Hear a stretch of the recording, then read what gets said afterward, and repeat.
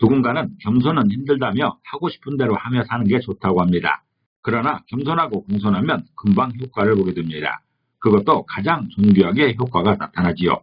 반갑습니다. 세트 한자 477강입니다. 오늘은 받들 공자와 관련된 5개 한자를 모아 세트 한자로 해석해 보겠습니다. 먼저 중심자로 사용될 받들 공자입니다. 받들 공자는 받들다는 뜻도 있고 받치다는 뜻도 있습니다. 이 받들 공자는 두 손으로 무엇을 받들어 올리는 모습을 표현하고 있습니다. 다시 말해서 아래에서 위로 두 손 모아 정성껏 떠받드는 모양이지요. 이렇게 어떤 것을 두 손으로 들고 상대방에게 주는 모습입니다. 이것이 바로 받들 공자이죠. 사실은 이보다 더 공손하게 드리는 모습을 표현하는 것입니다. 받들 공자는 두 손으로 무엇을 받들어 올리는 모습을 표현하고 있습니다. 아래에서 위로 두 손 모아 정성껏 떠받치는 모양인 것이죠. 이런 받들 공자가 사용되고 있는 첫 번째 관련자는 오를 승자입니다. 오를 승자는 오르다는 뜻도 있고 떠오르는 것을 말하고 있습니다. 이 오를 승자는 삐친 별자와 받들 공자로 구성되었지요.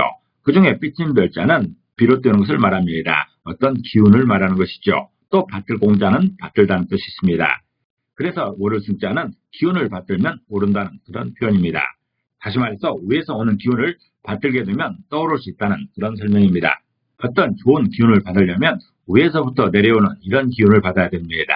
아래에서 오는 기운보다 위에서 내려오는 그런 기운이 더 좋은 것이죠. 오를 승자는 기운을 받들면 오른다는 표현으로서 위에서 오는 기운을 받들게 되면 떠오른다는 그런 설명입니다. 사용 단어로서는 승당입실이라는 말이 있습니다. 승당입실은 말 위에 올라 방으로 들어온다는 말로서 어떤 일에나 그 차례가 있음을 이루는 말입니다. 일단 말 위에 올라온 다음에 방으로 들어올 수 있다는 것이죠. 마루를 건너뛸 수는 없다는 것입니다. 또한 승진이라는 말에서나 승전이라고 할 때도 오를 승자가 사용되고 있습니다. 두 번째 관련자는 경계할 계자입니다. 경계할 계자는 경계하다는 뜻도 있고 지킨다는 뜻도 있습니다. 이 경계할 계자는 창과자와 받들 공자로 구성되었지요. 그 중에 창과자는 창을 의미하는 것이고 받들 공자는 받들다는 뜻이 있습니다. 그래서 경계할 계자는 창을 받들고 있는 모습이 경계라고 표현하고 있습니다. 다시 말해서 경계의 모범은 창을 들고 있듯이 서 있는 자세를 말하고 있습니다. 경계라는 것은 적의 침입을 막기 위해 주변을 살피면서 지키는 것입니다. 이렇게 경계를 설 때 가장 좋은 자세는 창을 받들고 있듯이 서 있는 자세라 설명하고 있습니다. 경계를 서고 있는 사람이 있을 때 이 사람이 짝다리라고 뜻 또는 창을 뉘어놓고 있듯 상관은 없겠지요. 멀리서 적이 쳐들어오는 것만 잘 보면 되는 것이지만 그 자세가 모험적일 때 그 효과는 더합니다. 똑바로 창을 들고 서 있는 자세가 경계에 가장 좋은 자세입니다. 이런 자세는 침입하는 적에게도 위압감을 주는 것입니다. 경계할 계자는 창을 받들고 있는 모습이 경계라는 표현으로서 경계의 모범은 창을 받들고 있듯이 서 있는 자세라 설명하고 있습니다. 사용 단어를 보면 전복 후계라는 말이 있습니다. 전복 후계는 앞수레가 뒤핀 자국은 뒷수레에 좋은 경계가 된다는 뜻으로서 앞에 실수를 경계 삼아 뒷사람이 잘할 수 있다는 그런 말입니다. 또한 경계라는 말에서나 승계라고 할 때도 경계할 계자가 사용되고 있습니다. 받들 공자가 사용된 세 번째 관련자는 빠를 분자입니다. 빠를 분자는 빠르다는 뜻도 있고 달린다는 뜻도 있습니다. 이 빠를 분자는 큰 대자와 열십자와 받들 공자로 구성되었죠. 그 중에 큰 대자는 크다는 뜻도 있고 큰 사람을 의미합니다.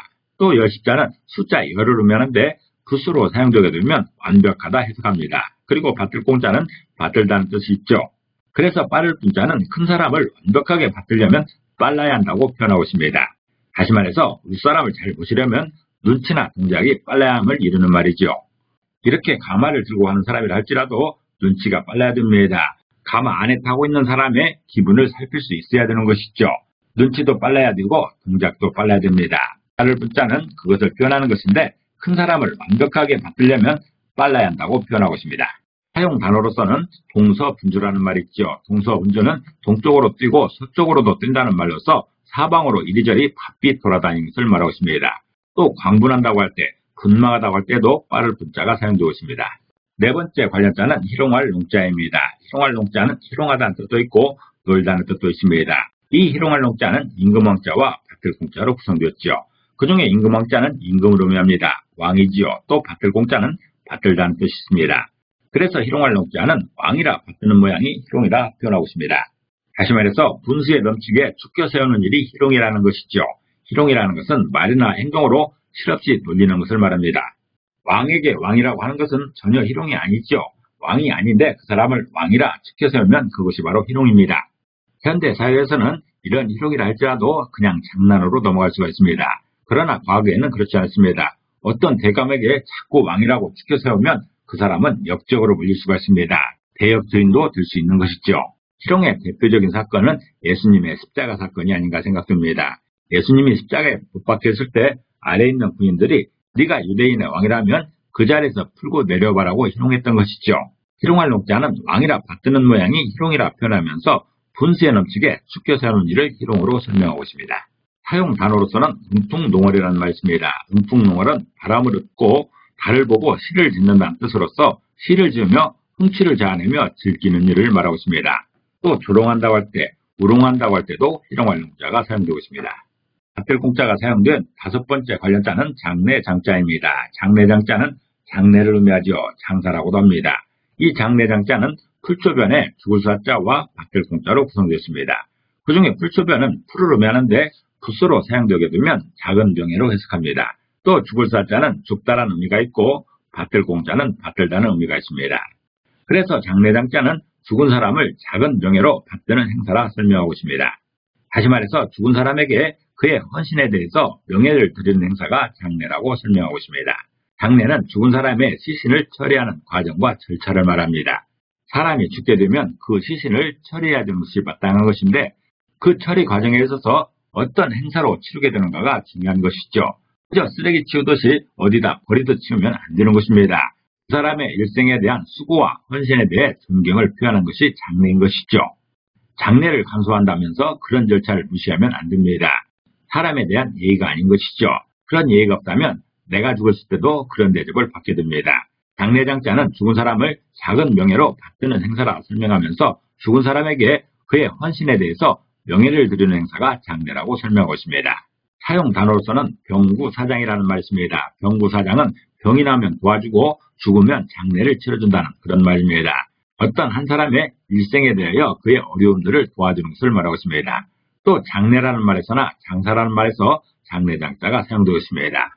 장례와 장사를 굳이 구분해 본다면 장례는 이 장례 장자가 표현하는 것처럼 죽은 사람을 작은 명예로 받드는 행사가 장례인 것이고 장사는 그저 시신을 처리하는 과정이라 설명할 수 있을 것입니다. 오늘은 밭들 공자와 관련된 5개 한자를 세트 한자로 해석해 봤습니다. 오늘 배운 것을 다시 한번 요약하겠습니다.